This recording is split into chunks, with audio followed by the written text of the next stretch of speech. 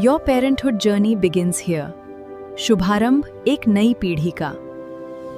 कुछ दिन पहले जो अपहरण की घटना हुई थी उसमें डेड बॉडी मिला था, उसी में पुलिस के द्वारा इसमें अनुसंधान किया जा रहा था और जो पूरी घटना में जो लोग सम्मिलित थे उनकी पहचान करके उनकी गिरफ्तारियां की जा रही थी।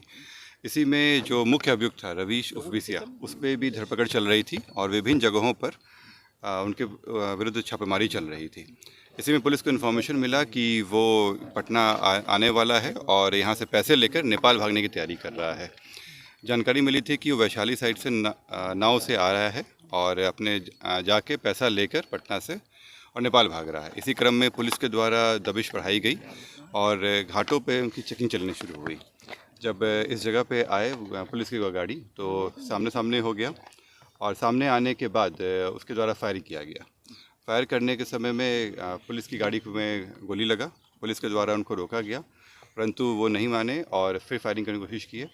पुलिस के द्वारा जब जवाबी कार्रवाई की गई तो उसमें वो घायल हुए, पैर में गोली लगा और वो वहाँ गिर गए। तुरंत ही पुलिस के द्वारा उनके हथियार को हटा दिया गया और उनको इलाज के लिए भेज दिया गया है। अभी वो इलाजरत हैं और फिर इसमें आगे अलग से केस करके आगे कार्य किया। रवीश अकेले था या उनके साथ और भी कोई? अभी जो जानकारी मिली है उससे पूछताछ भी हो नहीं पाया है ढंग से, क्योंकि अभी इलाजरत हैं वो।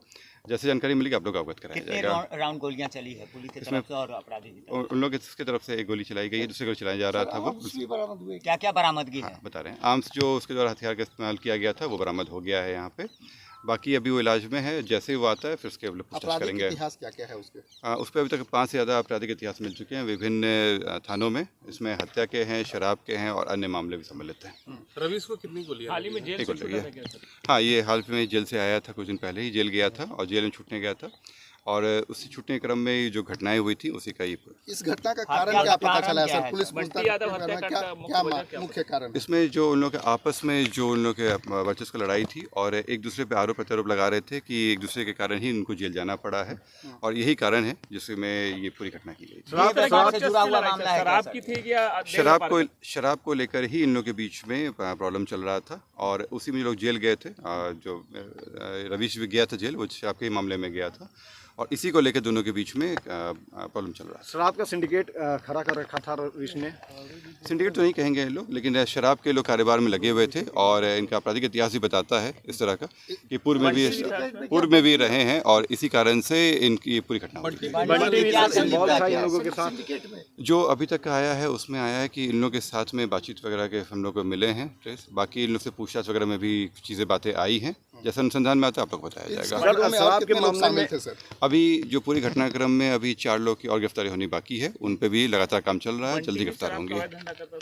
इस पे भी काम चल रहा है। सर, जब रवीश गिरफ्तार हुआ था तो बंटी उसे जमानत देने के लिए उसे छुड़वाने की भी प्रयास कर रहा था जक्कनपुर थाना जाकर के। ये इस तरह का वो आया है, जब उसकी गिरफ्तारी हुई थी तो उस समय वो थाना पे आया था, जिससे ये स्पष्ट है कि इन दोनों के बीच में पहले से भी कार्य चलता था और पहले के भी इतिहास भी और आप लोग अवगत भी होंगे, वहाँ के लोकल लोगों को भी जानकारी है। और इसी जो गिरफ्तारी होने के बाद में ही इन लोगों के बीच में दूरियां बढ़ गई थी और ये जो है वो वर्चस्व को लेकर लड़ाई चल रही थी।